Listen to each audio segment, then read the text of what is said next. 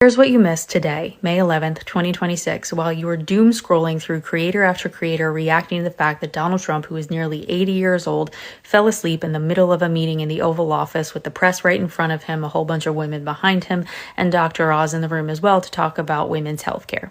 That is the big story of the day, correct? Yes, it's the distraction from things like this. See, I was digging, and I'm always trying to find what is it that they are trying to distract from.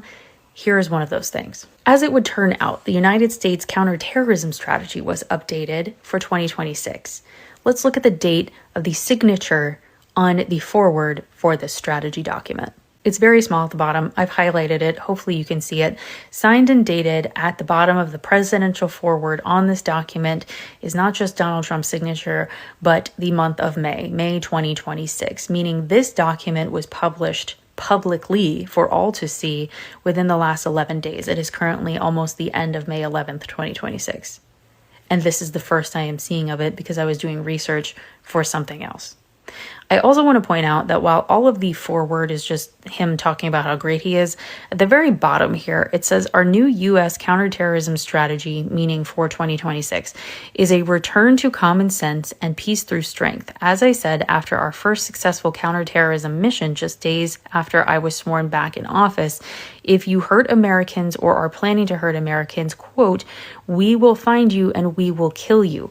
While it is a ridiculous, almost exact Liam Neeson from the movie Taken quote, it does apply to what I'm about to show you. Lock in. I'm not going to read this whole document to you. It's very small print. I encourage you to look it up yourself. But I do want to point out that they talk very early on in the document about what the threats are. So they talk about what it was in 2025, and they decide that in 2026, there are three major types of terror groups, and they list them as follows. Number one, narco-terrorism and transnational gangs. Number two, legacy Islamist terrorists.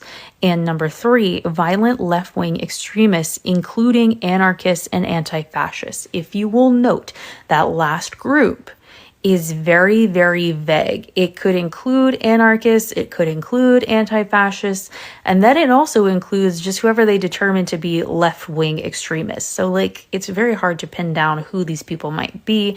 They go on to say that with these three groups or types of terror groups, as they call them, we can defeat every single one of these groups, but the threat is significant and pervasive. Stay with me.